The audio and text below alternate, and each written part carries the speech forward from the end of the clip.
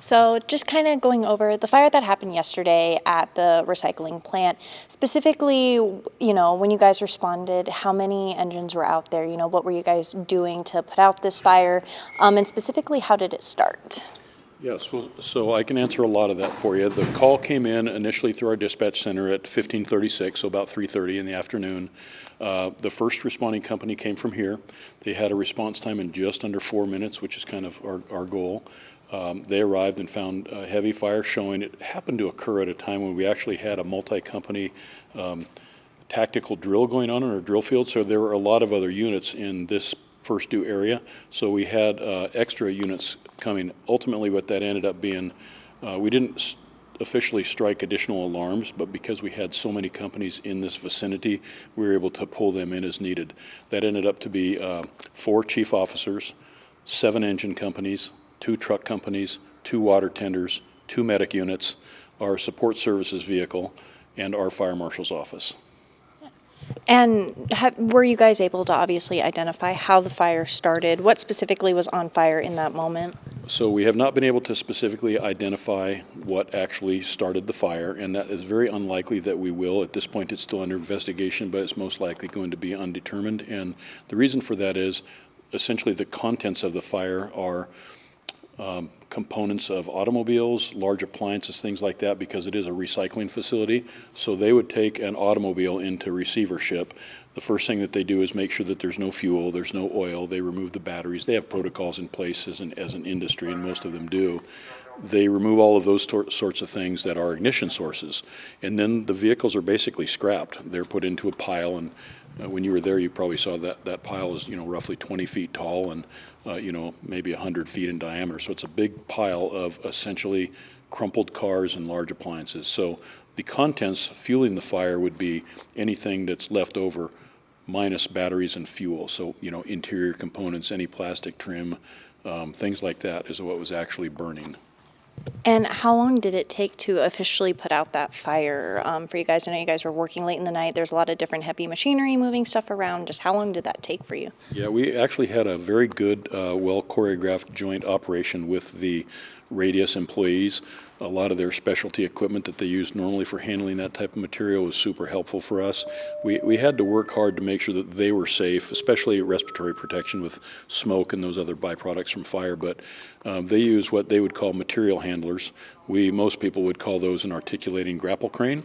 There was 2 of those that were operating in conjunction with us, so we were there almost exactly 5 hours. And basically our tactics are, typically our prioritization is life safety. And so we worked with them to make sure that employees and our own people were clear and they were in safe proximity to the actual fire and the operation of the incident. Then it moves into fire control or incident stabilization, we call it. And that essentially was done with copious amounts of water from multiple fire engines, master streams. We had an aerial tower ladder set up with a master stream. That in conjunction with their heavy equipment, their material handlers, i.e. the grapple cranes, literally picking the fire apart. If you imagine going into your local grocery store and having the midway with a giant pyramid type stack of canned goods, and you need to get to the bottom few cans, you really have to remove the cans that are around it, if that makes sense. Take those off the top and those from out in front. That's essentially what we had to do with all of those crumpled car parts and major appliances and that sort of thing. So that's where their equipment and their expertise operating that equipment is super helpful for us. Getting into specifically, when we were out there, there was a distinct smell that was in the air that we kind of were trying to identify. For us, it was pretty chemically, and we just wanted to know if that debris, that the fire, we saw the big, black plume of smoke for a moment, was there a danger at all to anyone in the area kind of breathing in that, that smell, the debris for people, obviously like you guys right there working on it? Do we, is there anything that people should have been worried about in that moment when it came to that smell? No, honestly, that's really a tough question to answer with technical specificity, but for broad strokes, no. The goal primarily is to get the fire out. And with technical specificity, no, I couldn't say that there was any necessary specific danger present. Typically, our goal is to, control the fire, which get rid of the smoke. All of that kind of goes along one after the other. In this case, what I can say for certain is Again, the components that were burning are actually similar to an automobile fire or a refrigerator on fire, freezer, something like that. So yeah, you do have plastics. I'm sure that's what you're smelling. Maybe some tires mixed in there. The big things, the fuel and the oil, are already removed. But one of the things that is a real asset to that particular site is they have an on-site containment basin, essentially a settling pond. And so it's set with gravity where all of the drains and all of the water that's flowed there actually go to the containment pond. And that's what it's designed to do. It's designed to settle any surface runoff, and then they monitor that. And so the folks that we were actually working with on site at the fire were monitoring that, and even with all the water that we flowed, it didn't come anywhere near to overfilling that pond. Had that been the case, then we may have consulted with our hazmat team, which we actually have in the fire department here locally, on how to control any spills or dike things up, prevent things from getting into the ground. But it just wasn't the case there. The containment pond did its job, and it worked as it's engineered to do. And obviously, I know when it was reported there were no injuries, anything like that, but just hearing that from you, there were no injuries that happened during the fire. Specifically, also what would be your advice to, plants like this that are working to try to avoid fires like this and, put in those preventative measures? Yeah, speaking to injuries, that is correct. There were no injuries to firefighter staff that were there or to any of the employees that were on site. We did confirm that, and again, that would be one of our, our highest priorities for our incident commanders running the call. In terms of advice, that's not my area of expertise for that industry, but just general, housekeeping is always good. Having good plans on how to deal with emergencies should they occur. Having good engineered systems in place, i.e. the sediment pond, the recovery pond, that sort of thing, which in this case, I did not observe anything that was not, well communicated between us and the people that were there running the facility. And kind of going into a question, kind of stemming from the situation, but kind of going into, obviously elections are today, kind of talking about the different fire levies around here. We noticed at one point there was kind of a pause of putting water onto the fire, and that was when that big black plume of smoke came up again. Just specifically, was there anything you guys were lacking? I know you talked about the amount of units that were out there, but we noticed that pause in water for a moment. Is there anything that the fire department needs more to, kind of respond to these? I know we're looking at, right now, all of the fire trucks currently at this station are out on calls, and how many times you talk to them, talk about how fast you guys are responding every 5 minutes, you're getting a call in. Is there anything that you would say that Eugene Springfield Fire needs, again, kind of talking about those levies that are currently on the ballot today?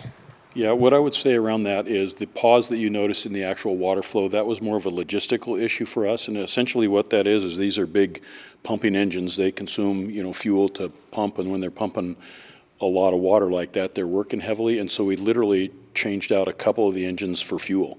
And that was a matter of, do we bring fuel in and refuel them in place, or could we shut down for a minute or two? And because it was a defensive fire and there was no risk to life safety or the environment at that point, it was more efficient to literally shut them down and pull another engine in that we had, on site for that purpose. So that was what you saw when the water flow stopped and the smoke began, the fire built back up. With regard to the statements, I know that our department is heavily invested in trying to manage being fiscally responsible and what we need for resources, but I just honestly can't comment on what that might be. That would really be probably a statement that you'd need to get from the fire chief, whose primary job is to run the financial end of the business. Mine is more the street operations end of the business.